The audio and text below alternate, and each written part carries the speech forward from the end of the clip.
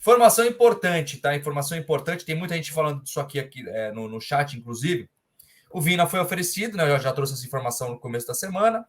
E ele virou opção e pode pintar no Vasco da Gama. Quem falou isso foi o André Cury, né? Que é empresário do jogador. Disse que realmente conversou com o Vasco, né? Ofereceu, não vai falar, eu ofereci o jogador, mas ele falou. O André Cury é empresário do Dudu também, hein? Ih, não fala isso, Edmundo, pelo amor de Deus. Vou reclamar a live agora. Vai vir o pacote, vai vir. Não, pelo amor de Deus, gente, não vamos iludir o torcedor. Mas ele falou o seguinte: ele disse que realmente ofereceu, que no primeiro momento foi só um bate-papo, um abraço, só que agora parece que as conversas aumentaram e o André Cury disse que o Vina pode pintar no Vasco da Gama. Eu acho que seria uma grande contratação e começaria. O Vina, aqui muita gente fala, pô, mas na ponta direita tem o Figueiredo. O Vina é um cara que pode jogar na frente, armando o time no meio de campo e também na ponta. Não é um cara que fica fixo na ponta direita, não. Ele é um cara que ajudaria muito o elenco, qualidade. Aí, né, Edu, é aquela coisa que você falou, começa a ter um time.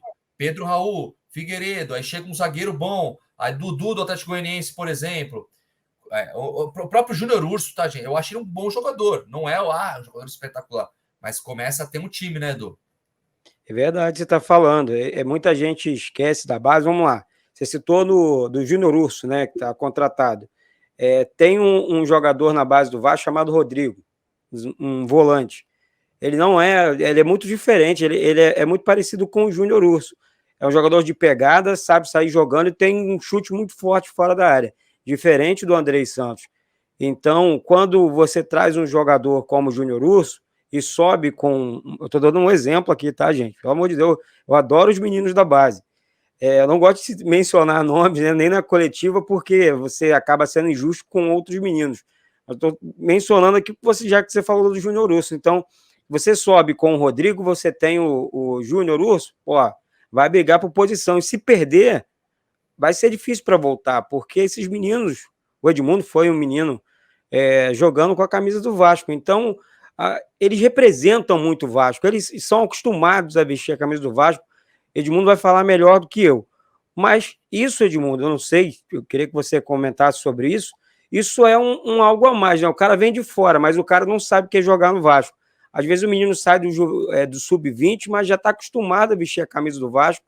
E essas pressões também que acontecem na base, né? Dos clássicos, dos clássicos regionais também enfim, são jogos difíceis. Eu acompanho aqui, eu transmito esses jogos aqui, eu vejo. Não, sem dúvida, a transição ela é muito mais fácil, né, para alguém que já está acostumado com o ambiente, com a camisa, com as cobranças. Mas o mais importante, na minha opinião, Edu, é você ter um time sólido. Eu fui privilegiado, joguei num time da base, né? Da base. Multicampeão, ganhou o Campeonato Carioca, Taça BH, Taça São Paulo, era um time fantástico. Eu nem era o destaque do time, outros subiram antes de mim, né? Vaguinho, Vitor, Júnior Cocô, né? Que a gente chamava, um apelido íntimo nosso, subiram e não se deram bem. Mas eu subi num time pronto. O time era Regis, Luiz Carlos Vinck, Alexandre Torres, Jorge Luiz e Eduardo Cachaça. Era Luizinho, Giovanni William, ou Flávio William, Bismarck, Bebeto Sorato. E aí deu uma chance. Mais ou menos. O Bebeto foi. O Bismarck foi para a seleção pré-olímpica, né, para a Olimpíada de Barcelona 92, e surgiu a oportunidade de eu jogar no lugar dele, num time pronto. Foi fácil, os caras foram maneiros pra caramba comigo, os Carlos Vinck, Giovanni, Bismarck, Sorato, todos eles. Joguei com a esteira emprestada, já falei isso diversas vezes do Jorge Luiz, Torrão, nem se fala, o Cachaça, meu amigo lá de Niterói, mas o principal que eu deixei para falar por último, que foi o William, que nunca mais eu esqueço isso na minha vida. No túnel de subida do Pacaembu, ele me abraça assim e fala: boa sorte, e você não precisa fazer nada de diferente do que te trouxe até aqui. Mas, se as coisas não estiverem andando bem, corre, luta, dá carrinho, enfim. que isso vai te dar confiança e vai nos ajudar muito, porque nem só de parte técnica vive o futebol. Não foram essas palavras, mas vai nos ajudar muito já a correr. E, cara, foi o melhor conselho que eu já ouvi, entendeu? Então, mas era um time pronto. Então, acho que a ansiedade do torcedor, independente dos nomes, você ter um time pronto, que aí facilita para que esses jovens eles possam ter acesso, né, subirem. Eu acho que assim, todos esses que estão lá, eles subiram por obrigação, entendeu? Não tem ninguém, bota os moleques. E eles foram valentes, foram merecedor do sucesso que fizeram em 92, embora no final tenham tido uma oscilação de resultados, né? Mas os moleques são realidade. Eu acho que o Vasco tem que partir nesse próximo ciclo olhando para essa molecada e contratar pontualmente aonde não tiver, né? Se você não tem um goleiro pronto da base para subir, tem que contratar. Se você não tem um lateral direito pronto para subir, você tem que contratar e assim consecutivamente. Mas na meia direita, na meia esquerda, ponta direita, ponta esquerda, ou você traz um Dudu, um diferenciado, ou não traz ninguém, cara. Ou não traz ninguém. Essa é a minha modesta opinião.